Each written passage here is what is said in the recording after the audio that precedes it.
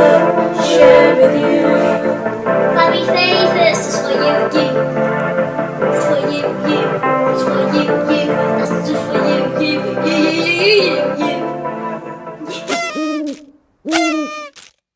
Today's story is Just Like Me, written by Louise Gooding. And it's all about people who broke stereotypes. Today we're doing 2 people on Just Like Me, Simone Biles and a secret one. This is her quote: "I take things one step at a time." Simone Biles was born in Ohio, USA on March 14, 1997. Simone was raised by her grandfather from the age of 3. Simone's mother was unfortunately unable to provide a safe and stable home life for Simone and her siblings. Luckily for Simone, her grandfather and his wife adopted her and her sister. At the age of 6, Simone went on a field trip to watch some local gymnasts in training. Simone was blown away. Standing on the sidelines with her group, Simone found herself mimicking their movements and poses. Some of the coaches had noticed her and made sure to give Simone an enrolment form, encouraging her to join the club. Simone did just that. While Simone was smaller than the rest of the girls, it didn't mean she was weaker. Instead, Simone pushed herself harder. If someone told her she couldn't do a trick, she worked her hardest until she had mastered it. She was so determined to succeed as a gymnast that her grandparents started to homeschool her, allowing Simone to dedicate more of her free time to gymnastics. She put 32 hours a week into training. Simone had a lot of energy and was diagnosed with having ADHD as a young girl. She had been regularly taking medicine to help manage her symptoms, but because her ADHD did not define who she was, Simone and her family chose not to publicly discuss it. An opportunity came up for Simone to try out for a place on Team USA for the 2016 Rio Olympics. All those years of hard work paid off. She was given a place on the team and was going to Rio.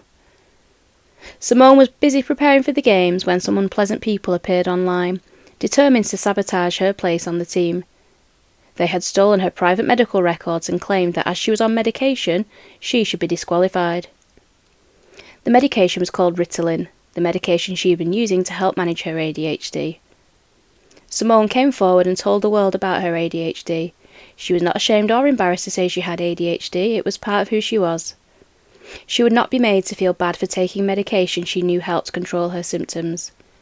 The accusations were dismissed. Her place on the team was safe.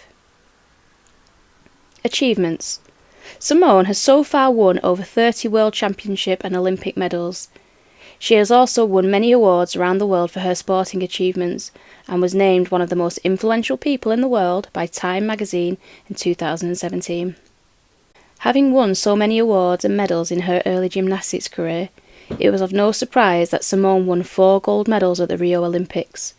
She has been acknowledged as the best and most decorated female gymnast in history, and in the media as the world's greatest female gymnast. Simone is an advocate for foster kids. After discovering that only about 3% of foster kids went on to gain a bachelor's degree, compared to 30% of the general population, she launched a scholarship fund to help assist foster children with costs towards gaining a degree. Simone believes that everybody, no matter their background, deserves the chance and opportunity to learn. What is ADHD? ADHD stands for Attention Deficit Hyperactivity Disorder and is something that is usually diagnosed in childhood. ADHD can last into adulthood. It is not clear what causes ADHD, but it seems to be hereditary, meaning it tends to run in families. ADHD affects executive functions in the brain, the part that controls concentration, self-control and organisational skills. There are many different options for treatment, including medication, behavioural therapy, parental coaching and support through school. There are 3 types of ADHD: attentive, inattentive and combined.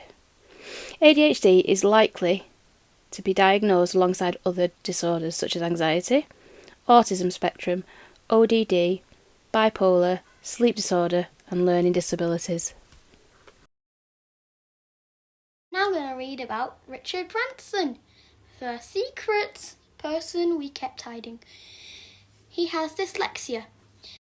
My general attitude to life is to enjoy every minute of every day. Richard Branson was born in London, England on July 18, 1950. When Richard was a toddler, his mother noticed he seemed a little different from other children his age. He struggled with his coordination, and it was also sometimes very difficult to understand what he was trying to say. When learning his letters and numbers, he didn't seem to understand their meaning, or why the sounds should match the symbol that was being shown. Richard was diagnosed as having dyslexia. His mother understood that dyslexia may make a lot of things more difficult for Richard to master. She set about creating challenges to build his confidence and encourage him to keep going. At school, Richard got on well with others. He was the captain of many of the school's sports teams and was often praised for his athletic abilities. In the classroom, however, Richard struggled. He couldn't keep up with the other students and was moved to a boarding school in the hope they could provide more support for his dyslexia. Richard still struggled. His teachers allowed no excuses, not even for his dyslexia. Richard had to move schools again, where he continued to battle with reading and writing, due to the lack of support for children with dyslexia. Richard was 16 when he decided to leave school and move back to London. He set up a magazine called Student, which was published by students for students. Richard had so many companies wanting to pay for advertising in his magazine that he was able to print and distribute the magazine for free. The magazine was doing well when Richard had his second business idea, a mail-order record company which he named Virgin Records. He soon had enough money to open a store that sold discounted music and records. Another 2 years went by and Richard was yet again ready to try something new. Using the money he had earned from his store, he formed a record label which would allow him to now produce and promote music, not just sell it. Some of the biggest names in music were signed to his record label. Achievements. Richard's adventures as an entrepreneur didn't end with the creation of the Virgin record label. He was able to see opportunities to develop his ideas and was brave enough to take risks to see where they led him. He is now known as one of the wealthiest and most successful people in the world, winning many awards for his businesses and breaking world records along the way. Alongside running his businesses, which now includes an airline and travel company, Richard makes time to support many different charities, helping people who have suffered from natural or man-made disasters. Richard dreams of being the first business to offer commercial space travel and launch Virgin Galactic in 2004.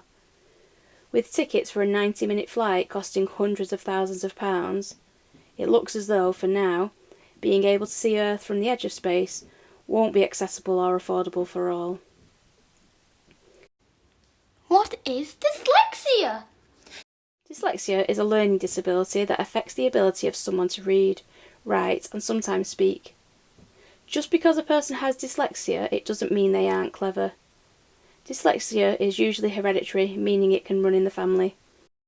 Dyslexia equally affects boys and girls, but it is normally easier and quicker to spot the signs of dyslexia in boys.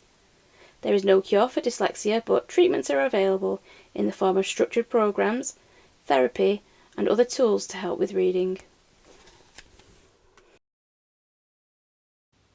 Max, any final thoughts on these people and the challenges they've faced? I think they're great. I think they did great and they went through a lot of good things. And what can we learn from them? To never to give up and always, just because you've got a disability like me, just to go on. You said a disability like you. What does that mean? I have autism. Mm-hmm. And that just makes some things a bit harder for me. But that's just me. And I want to show the world a better thing. And I want to show the world and make it a better place. Yeah. So just because things can be a bit harder doesn't mean... It's not possible. Ah, I like it. Everything's possible. Richard Bison.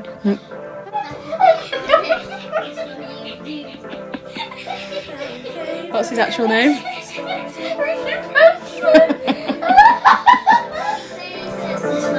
You.